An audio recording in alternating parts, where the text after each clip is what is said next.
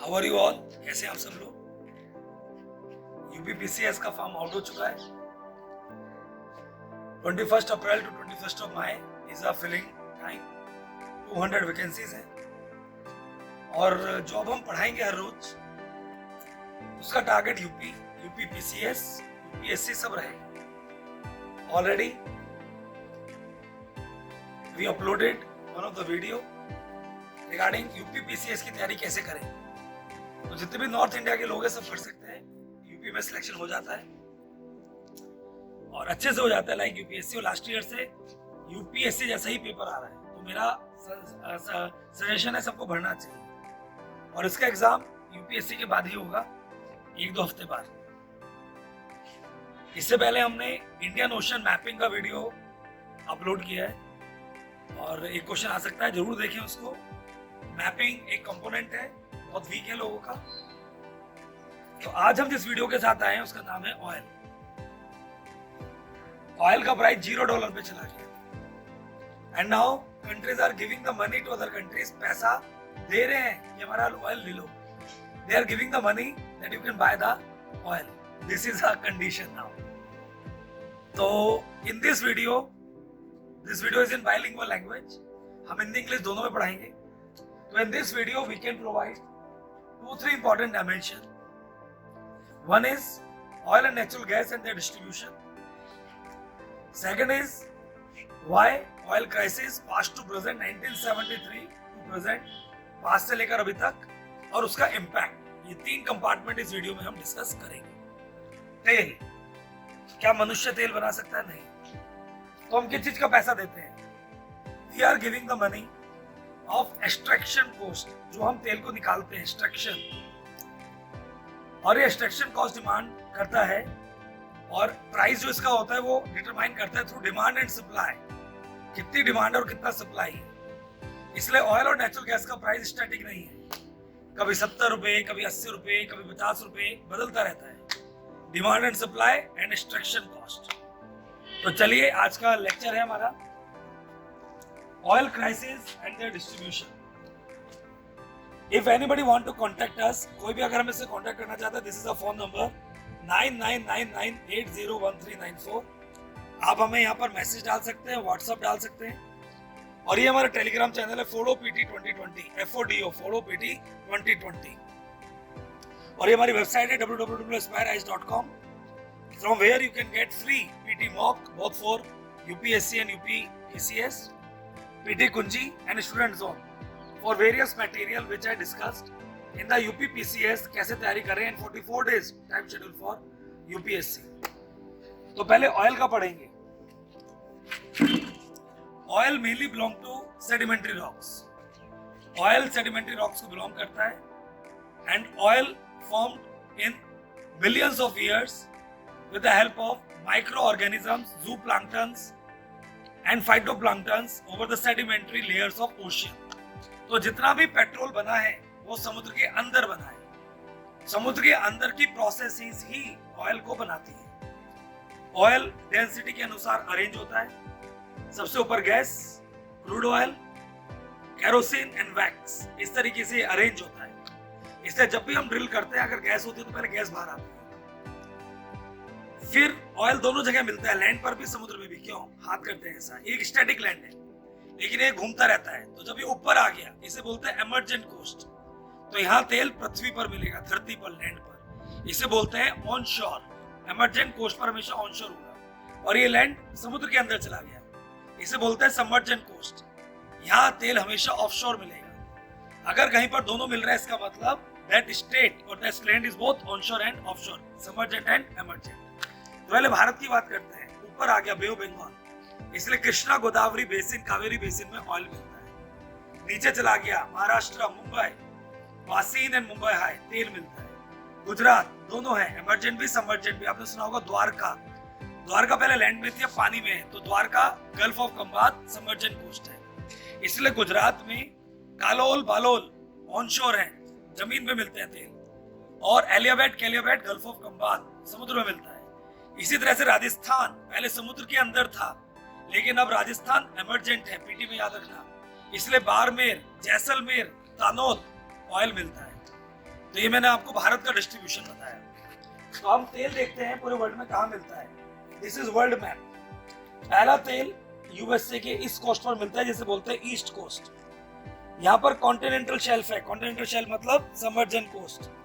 तो इस एरिया के अंदर अच्छा खासा तेल मिलता है ग्रांड बैंक। दूसरा तेल मिलता है यहाँ पर, इसे बोलते हैं नॉर्थ सी जोन, NORTH, नॉर्थ सी जोन। नॉर्थ सी का तेल जो है सबसे अच्छा होता है। नॉर्थ सी के तेल में सल्फर कंटेंट कम होता है और यहाँ की कंपनी का नाम है बैरेंट। इसलिए यूपीएससी ने एक बार क्वेश्चन पूछा था, which is a company providing oil indicator Barent oil. Barent, BARENT, Barent. Norway, Sweden, Denmark, then Germany, France, Netherlands, UK, all this countries are the part of North Sea. इन सब का तेल है ये। तीसरा तेल मिलता है यहाँ पर गल्फ ऑफ मैक्सिको, यहाँ पर भी बैरेंट निकालता है। चौथा तेल मिलता है यहाँ पर वेनेजुला, इक्वेडोर, पेरू। वेनेजुला में है लेक मराकाइबो। एटलस खोल लीजिए सब लोग, देखिए आराम से, लेक मराकाइबो। वीडियो को पॉज कर दीजिए और देखिए lake Maracaibo. Ecuador and Peru, यहाँ पर तेल मिलता है अच्छा खासा। फिर इस एरिया में तेल मिलता है गल्फ ऑफ गिनिया, नाइजीरिया का पार्ट पड़ता है गल्फ ऑफ गिनिया। यहाँ पर भी सल्फर कम होता है। यही फ्यूल ATF कहलाता है, एविएशन टर्बाइन फ्यूल। इसी को हम व्हाइट पेट्रोल भी बोलते हैं। तीसरा तेल इस पूरे सेक्शन में मिलता है Saudi Arabia, Oman, UAE, Qatar, Bahrain, Kuwait, Iran, ये पूरे एरिया में, इराक। यहीं पर ही दो रिवर बहते हैं, किरकुक एक लोकेशन का नाम है और जो रिवर का नाम है that is tigris and Euphrates. All this area is important for oil and natural gas. चौथा मेजर रीजन है रशिया फार ईस्ट। यहाँ पर सखलीन नाम का आइलैंड है, सखलीन नाम का आइलैंड है जहाँ तेल मिलता है अच्छा खासा। इंडिया ने भी यहाँ पर खरीद रखा है तेल, सखलीन। इसी के नीचे होकाइडो आइलैंड ऑफ जापान। पांचवा इलाका है South China Sea, this one. Vietnam, Indonesia, Philippines, ये पूरा एरिया ऑयल से बिल्कुल दबाव रिच है। छठा एरिया आता है ऑस्ट्रेलिया का तिमोर सी, यहाँ अच्छा खासा तेल मिलता है, तिमोर सी। और भारत का हमने कर ही लिया। तो this is a distribution of world oil. तो हमें बोल सकते हैं oil is heterogeneous in nature. कुछ देश सभी देशों को तेल देते हैं। नीचे कुछ मेन पॉइंट्स पढ़ते हैं। Number 1, oil belong to both emergent and submergent coast. Emergent coast वाले तेल को बोलते हैं ऑन शोर, सबमर्जेंट वाले को बोलते हैं ऑफ शोर। भारत में दोनों हैं, गुजरात में दोनों मिलते हैं। 1 barrel is equal to 158.9 litre of oil. ये जरूर याद रखिएगा पीटी के लिए। एक बैरल में 158.9 लीटर होता है और 159। Sulphur is a indicator of quality. जिसमें सल्फर ज्यादा होगा पुअर क्वालिटी, सल्फर कम होगा गुड क्वालिटी। दो जगह मिलता है sulphur less oil, that is North Sea and Gulf of Guinea. Barent is the indicator of oil. एक नया तरह का ऑयल है shale oil. Shale oil simple crude oil की तरह है, बस it is formed in shale rocks, इसलिए इसका नाम हो गया शेल ऑयल। यूएसए में सबसे ज्यादा है। Then West Asia and East Russia is one of the prominent producer of oil. तो this is the first part of this video, distribution of the oil and how it form. ये हमेशा समुद्र के अंदर होगा, इसलिए इसे कार्बन की रिजर्वायरी भी बोलते हैं, फॉसिल फ्यूल भी बोलते हैं, कन्वेंशनल सोर्स ऑफ एनर्जी भी बोलते हैं। और इसको ज्यादा बर्न करने से कार्बन एमिशन होता है, क्योंकि कार्बन की रिजर्वायरी है। इसलिए हमेशा बोलते हैं कि we are not having the right to indiscriminate use this oil and natural gas. इंसान की औकात ही नहीं है इसे बनाने की, तो हमें इसे बहुत जुडिशियसली यूज करना चाहिए और एनवायरनमेंट का ध्यान रखना चाहिए।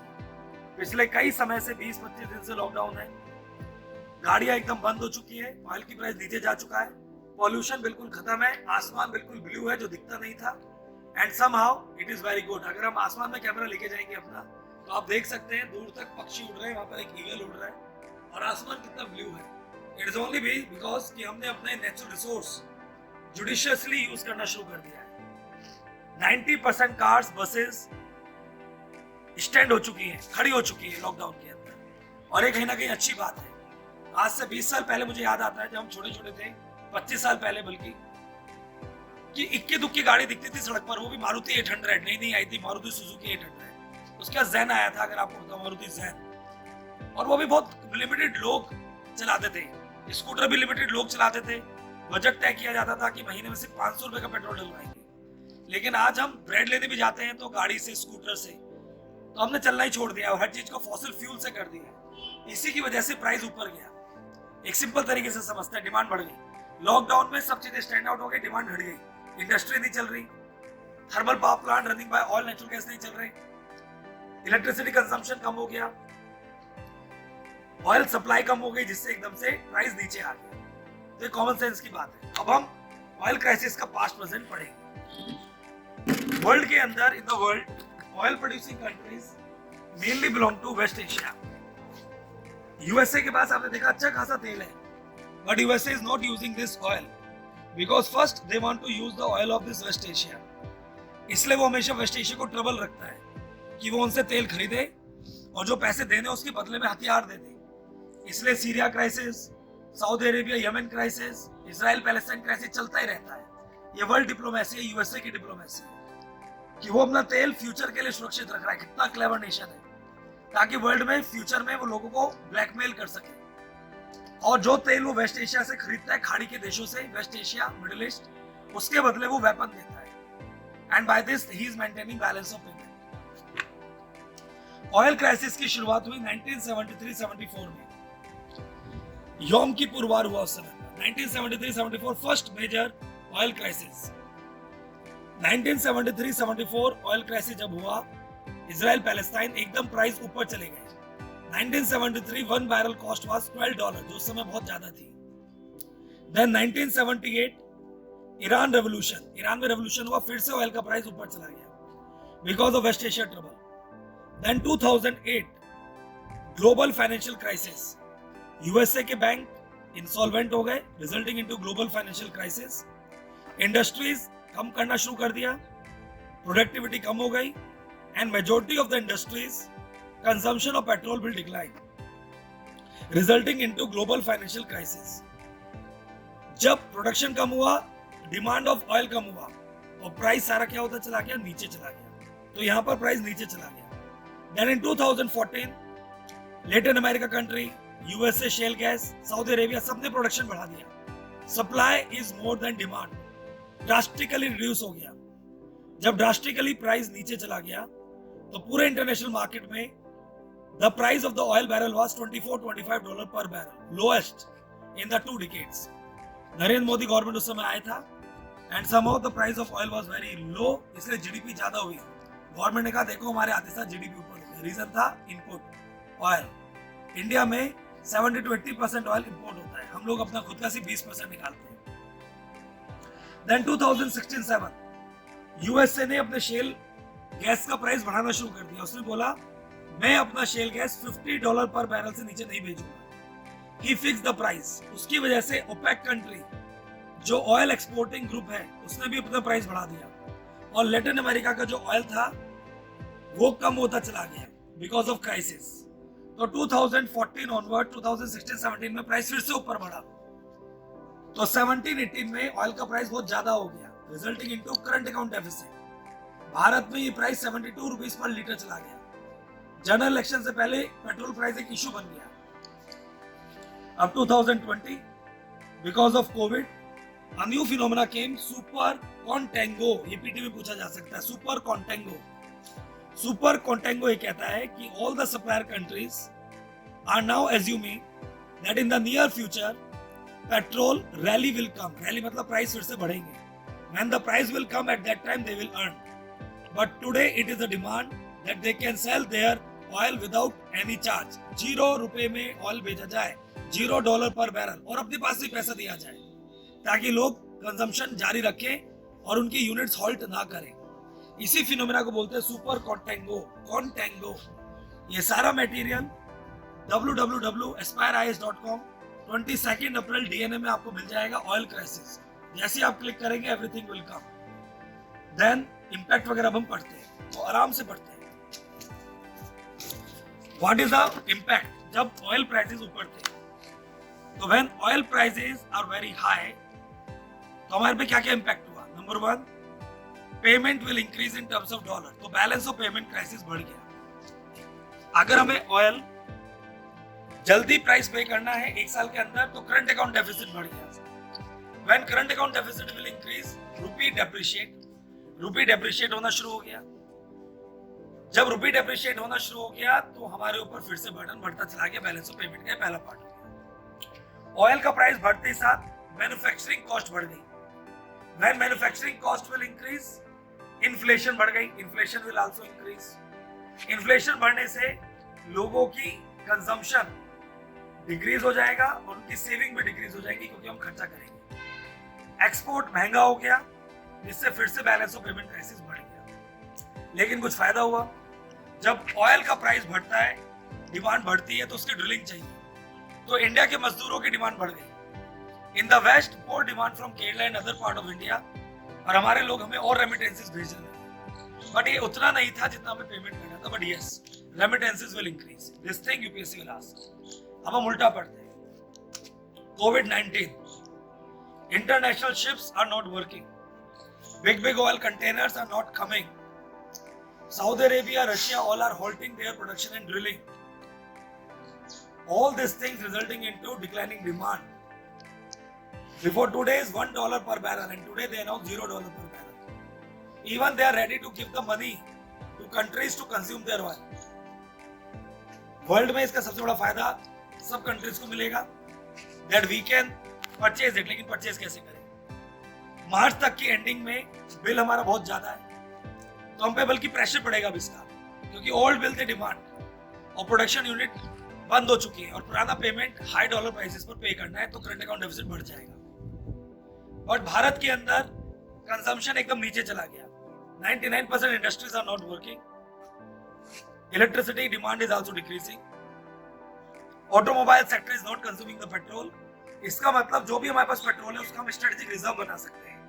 इसलिए government before 2 days came out with कि now we can maintain our strategic reserve at Mangalore, Udupi, Chandikhol, Orissa and Visakhapatnam. तो फायदा क्या है? फायदा ये है कि ऑयल सस्ता मिल रहा है। नुकसान क्या है? ऑयल सस्ते मिलने की वजह से प्रोडक्शन कम हो गया, लोग अनएम्प्लॉयड हो गए, रेमिटेंसेस कम आएगा, further current account deficit. March 31 तक हमने ऑयल खरीदा था पुराने प्राइसेस पर, पेमेंट ड्यू है, इंडिया कंज्यूम नहीं कर पाएगा और जैसे ही लॉकडाउन खुलेगा there is a high demand, उस समय शायद प्रोडक्शन एकदम से इंक्रीज ना हो सके। तो in the present situation oil price are falling, these are the impact of increasing and decreasing. India is always maintaining a buffer price.